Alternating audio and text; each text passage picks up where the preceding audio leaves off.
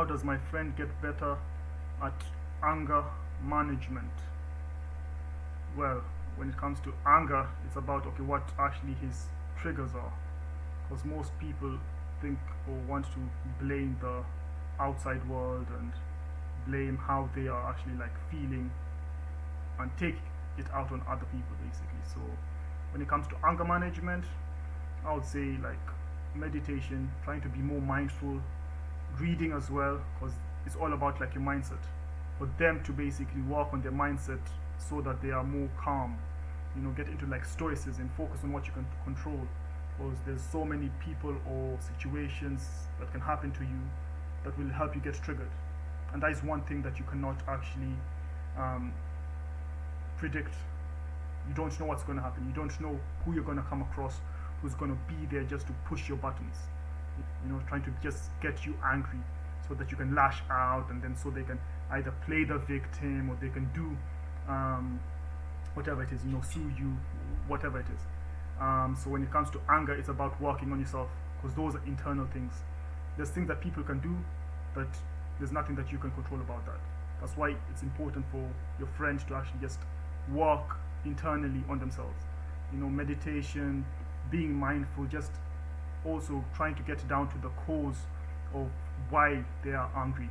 Trying for them to like reflect, become more self-aware and take time to reflect on their life and when it was that they started getting angry or having a real bad temper. You being angry and you lashing out is not going to help you. So that's one thing that your friend has to like remember. Use those situations of what the heck could happen. If you do lash out, if you let the anger get the better of you in that situation. So like, yeah, stoicism, reading other books about like mindset. There's one like As a Man Thinketh, which is one of my favorite books, and I always suggest to people start with that, because it's all about us and our mind. Most of the struggles are in our head, so it's about like, yeah, doing the internal work, because at the end of the day there's a African proverb as well: if there's no enemy within, the enemy outside can do us no harm. So yeah, just try and be zen, but at the same time there's people who will come and test you as well, but you have to just be prepared, to woosah and just like calm down. So I hope that helps. Like that.